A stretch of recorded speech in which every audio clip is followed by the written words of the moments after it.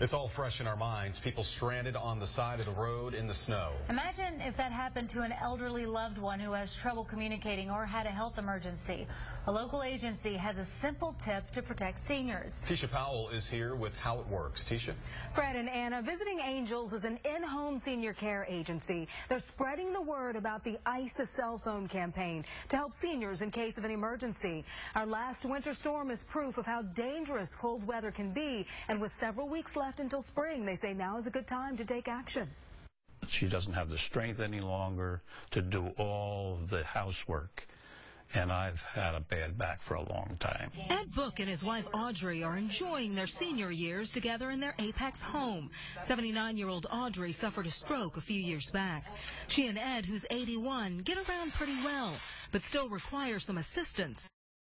So they called Visiting Angels. We provide services where our caregivers go in and provide assistance with personal care needs, companionship, general supervision, light housekeeping. On this day, Visiting Angels is helping Ed and Audrey prepare for an emergency by icing their cell phones.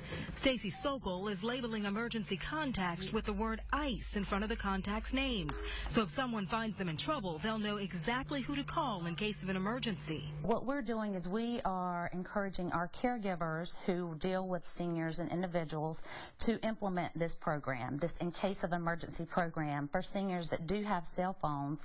So if they were stuck in a situation, they became non-responsive or were disoriented, first responders or even Good Samaritans for that matter would recognize the in case of emergency contact.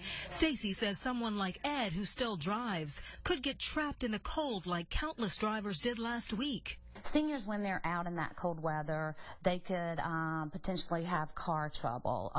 They could even suffer from hypothermia, become disoriented or confused. Ed and Audrey's phones now have the information needed if they need help. Their daughter will be the first to get a call. My daughter is pounding it into my head that I need to do something like that.